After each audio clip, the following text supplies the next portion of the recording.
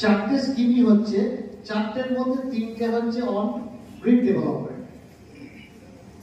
Specific breed আমরা develop করবো এই স্কিমের আন্ডারে। একটা হচ্ছে rural poultry, only on view LIT part species, LIT part specific করা আছে। নাম্বার 2 হচ্ছে গোট, গোটের ব্রিড ডেভেলপমেন্ট। নাম্বার 3 হচ্ছে পিগ, পিগের ব্রিড ডেভেলপমেন্ট।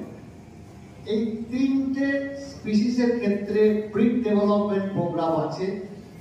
কেন ব্রিড ডেভেলপমেন্ট বলছি না, তার কারণ হচ্ছে এই স্কিমে কিন্তু আমার এন্ড প্রোডাক্ট হচ্ছে বাচ্চা, প্রজেনি।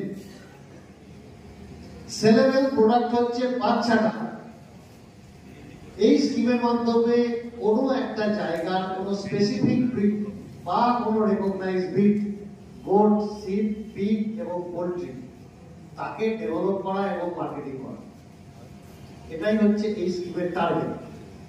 এর সাথে যেটা আছে সেটা হচ্ছে ফডার সেক্টরে বিভিন্ন ধরনের ফডার ডেভেলপমেন্ট, সাইলেজ, হে, TMR, এইগুলো তৈরি করা স্কিম। তাহলে আমি যেটা বললাম যে NLM এর আন্ডারে আমার চারটে অপশন আছে। এই স্কিমটার ক্ষেত্রে যেটা মজা বা যেটা গভর্নমেন্টের, যদিও ডক্টর চ্যাটার্জি বলেছেন যে সাবসিডি যেন সাহারা হিসাবেই থাকে, এই চারটেই কিন্তু সাবসিডি স্কিম।